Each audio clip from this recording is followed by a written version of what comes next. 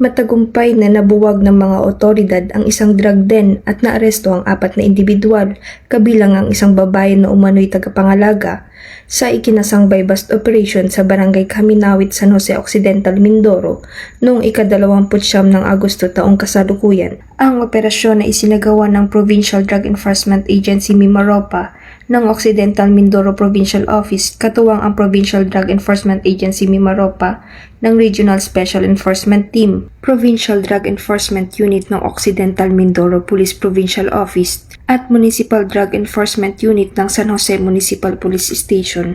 Nasamsam mula sa mga suspect ang tinatayang 8.3 grams ng pinaghihinalaang shabu na nagkakahalaga ng humigit kumulang 56,440 pesos batay sa Dangerous Drugs Board value, pati na rin ang iba't ibang drug paraphernalia. Ang mga suspect ay nahaharap ngayon sa kasong paglabag sa Republic Act 9165 o ang Comprehensive Dangerous Drugs Acts of 2002, particular sa Section 5, 6, 7, 11 at 12. Binigyang diin din ng mga otoridad na patuloy ang pinaigting na operasyon laban sa iligal na droga upang masugpo ang kriminalidad at mapanatili ang kapayapaan sa Occidental Mindoro.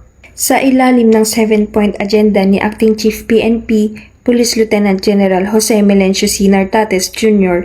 at sa matatag na pamumuno ni Police Colonel Timoteo L. Spiritu Jr., Provincial Director ng Occidental Mindoro Police Provincial Office, higit na pinaigting ang kampanyan laban sa iligal na droga bilang mahalagang bahagi ng malawakang laban kontra kriminalidad, isang direktiba na nakatuon sa disiplina, integridad at malasakit tungo sa isang mas ligtas at maayos na bagong Pilipinas. Mula dito sa Calapan City, Oriental, Mindoro, ako po ang iyong Police News Network Correspondent, Patrolwoman Abigail V. Datu, alagad ng batas, taga-taguyod ng Balitang Pulis.